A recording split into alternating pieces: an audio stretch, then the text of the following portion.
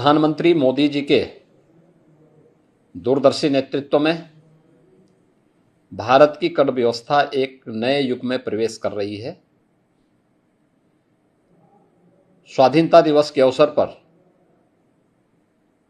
Next generation GST reform का जो संकल्प आदरणीय प्रधानमंत्री जी ने देशवासियों के सामने रखा था, आज वह धरातल पर उतरता हुआ दिखाई दे रहा है।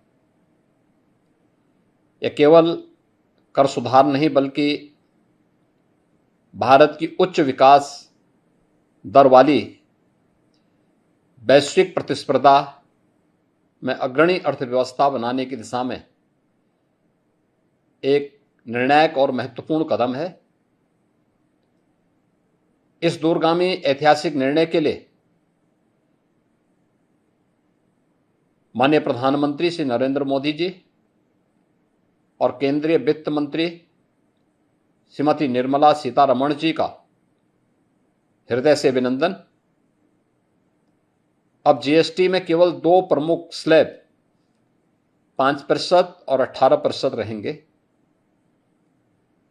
अधिकांश आवश्यक वस्तुएं 5% स्लैब में रखी गई हैं, जबकि विलासिता की वस्तुओं पर, जिनकी संख्या बहुत थोड़ी सी होगी, वह 40% तक के कर दायरे में उन्हें रखा गया है।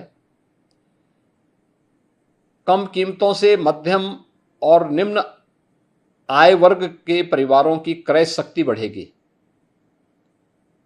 22 सितंबर से लागू होने वाले इन सुधारों में राज्यों के हितों को भी पूरा ध्यान रखा गया है। यह नया अध्याय किसानों, महिलाओं, युवाओं, एमएसएमई सेक्टर और छोटे व्यापारियों को एक नई शक्ति देगा। खाना, दवाइयां और शिक्षा सामग्री पर कर 0 से 5% तक रखने से घरेलू खर्च में बचत होगी।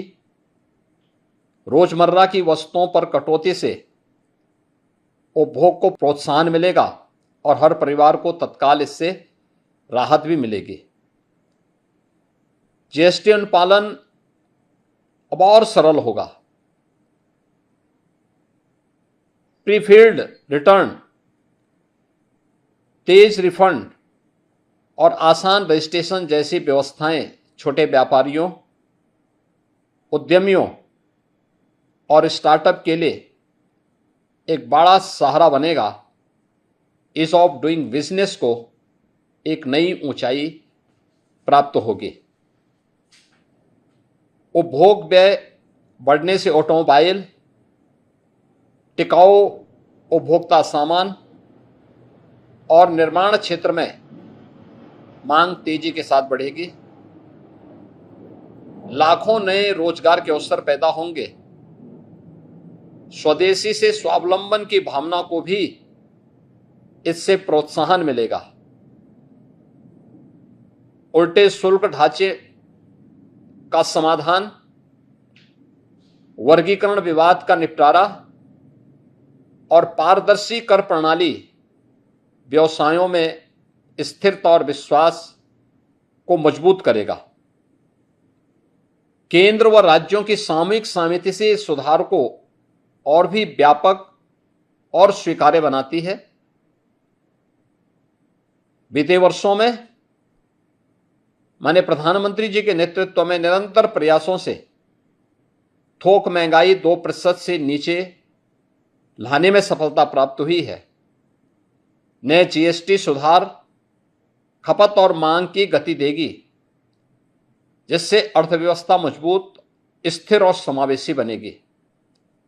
इस अभूतपूर्व युगांतरकारी निर्णय के लिए उत्तर प्रदेश की 25 करोड़ जनता की ओर से आदरणीय प्रधानमंत्री जी और माननीय केंद्रीय वित्त मंत्री जी को पुनः हृदय से धन्यवाद।